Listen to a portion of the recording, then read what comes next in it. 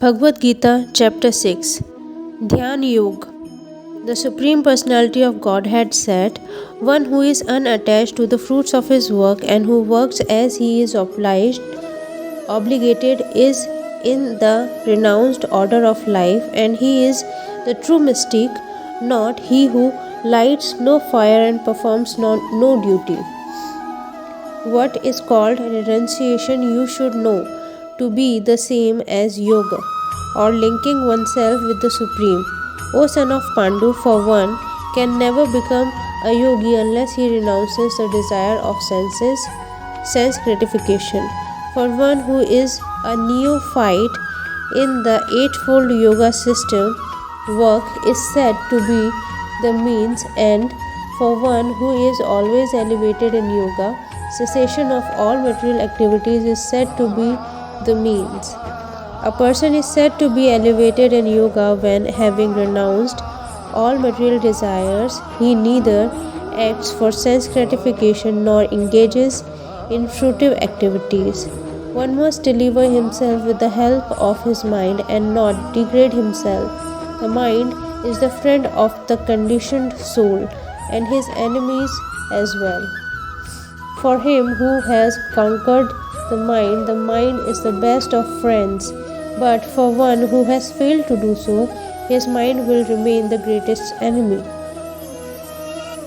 For one who has conquered the mind, the supersoul is already reached, for he has attained tranquility. To such a man, happiness and distress, heat and cold, honor and dishonor are all the same. A person is said to be established in self-realization and is called a yogi or mystic when he is fully satisfied by virtue of acquired knowledge and realization. Such a person is situated in transcendence and is self-controlled. He sees everything, whether it be pebbles, stones, or gold, as the same. A person is considered still further advanced when he regards honest well-wishers, affectionate benefactors, the neutral mediators, the envious, friends and enemies, the pious and the sinners, all with an equal mind. A transcendentalist should always engage his body, mind and self in relationship with the Supreme. He should live alone in a secluded place and should always carefully control his mind. He should be free from desires and feelings of possessiveness. To practice yoga, one should go to a secluded place and should lay kosher grass on the ground and then cover it with the deer skin and a soft cloth. The seat should be neither too high nor too low and should be situated in a sacred place. The yogi should then sit on it very firmly and practice yoga to purify the heart by controlling his mind, senses and activities and fixing the mind on one point.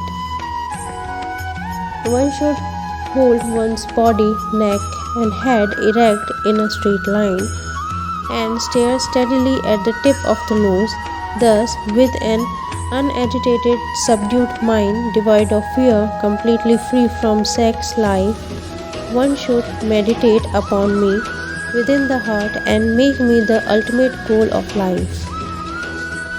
Thus, practicing constant control of the body, mind and activities, the mystic transcendentalist, his mind regulated, attains to the kingdom of God or abode of Krishna by cessation of material existence. There is no possibility of one's becoming a yogi, O Arjuna, if one eats too much or eats too little, sleeps too much or does not sleep enough. He who regulated in his habits of eating, sleeping, recreation and work can mitigate all material pains by practicing the yoga system. When the yogi by practice of yoga disciplines his mental activities and becomes situated in transcendence, devoid of all material desires, he is said to be well established in yoga.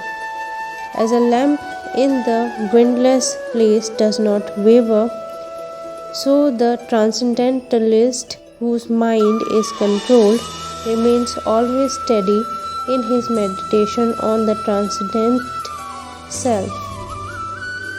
In the stage of perfection called trance or samadhi, one's mind is completely restrained from the material mental activities by practicing yoga. This perfection is categorized by one's ability to see the self by the pure mind and to relish and rejoice in the self. In that joyous state, one is situated in boundless transcendental happiness, realized through transcendental senses. Established thus, one never departs from the truth, and upon gaining this, he thinks there is no greater gain. Being situated in such a position, one is never shaken, even in the midst of the greatest difficulty. This indeed is actual freedom from all the miseries arising from the material contact. One should engage oneself in the practice of yoga with determination and faith and not be deviated from the path. One should abandon without exception all material desires born of mental speculation and thus control of all the senses on all the sides by the mind. Gradually, step by step, one should become situated in the trance by means of intelligence sustained by full conviction, and thus the mind should be fixed on the self alone and should think of nothing else. From wherever the mind wanders due to its flickering and unsteady nature, one must certainly withdraw it and bring it back under the control of the self. The yogi whose mind is fixed on me rarely attains the highest perfection of transcendental happiness. He is beyond the mode of passion. He realizes his qualitative identity with the Supreme, and thus he is freed from all reactions to past deeds. Thus, the self-controlled yogi constantly engaged in yoga practice becomes free from all the material contamination and achieves the highest stage of perfect happiness in transcendental loving service to the Lord. A true yogi observes me in all beings and also sees every being in me. Indeed, the self-realized person sees me, the same Supreme Lord, everywhere. For one who sees me everywhere and sees everything in me, I am never lost, and nor is he ever lost to me.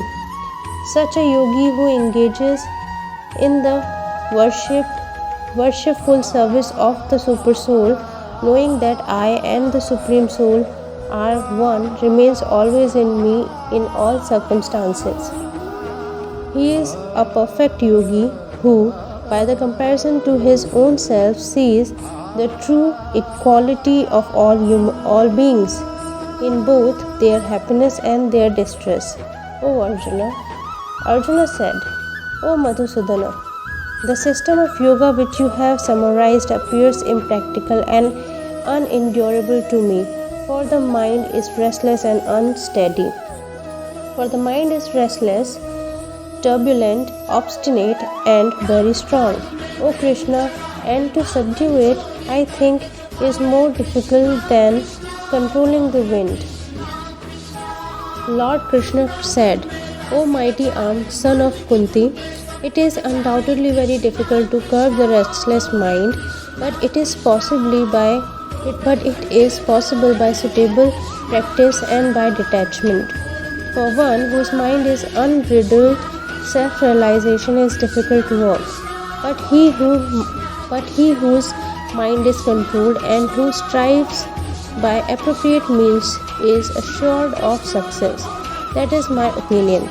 Arjuna said, O Krishna, what is the destination of the unsuccessful transcendentalist who in the beginning takes to the process of self-realization with the faith, but who later desists due to worldly mindedness and thus does not attain perfection in mysticism? O mighty armed Krishna, does not such a man who is bewildered from the path of transcendence fall away from both spiritual and material success and perish like a cloud with no position in any sphere? This is my doubt, O Krishna, and I ask you to dispel it completely. But for you, no one is to be found who can destroy this doubt. The Supreme Personality of Godhead said, son of Partha, a transcendentalist engaged in auspicious activities does not meet with destruction either in this world or in the spiritual world. One who does good, my friend, is never overcome by evil. The unsuccessful yogi, after many years of enjoyment on the planets of the pious living entities, is born into a family of righteous people or into a family of rich aristocracy. Or if unsuccessful after long practice of yoga, he takes his birth in a family of transcendentalists who are surely great in wisdom. Certainly such a birth is rare in this world. On taking such a birth, he revives the divine consciousness of his previous life and he again tries to make further progress in order to achieve complete success.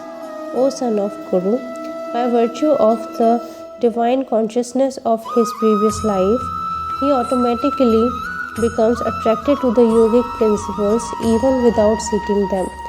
Such an inquisitive transcendentalist stands always above the ritualistic principles of the scriptures.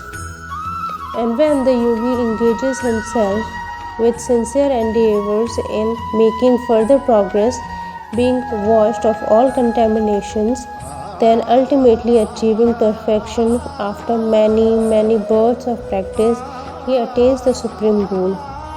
A yogi is greater than the ascetic. A yogi is greater than the ascetic, greater than the empiricist, and greater than the fruitive worker. Therefore, O Arjuna, in all circumstances, be a yogi. And of all yogis, the one with great faith who always abides in me, thinks of me within himself and renders transcendental loving service to me, he is the most intimately united with me in yoga and is the highest of all. That is my opinion.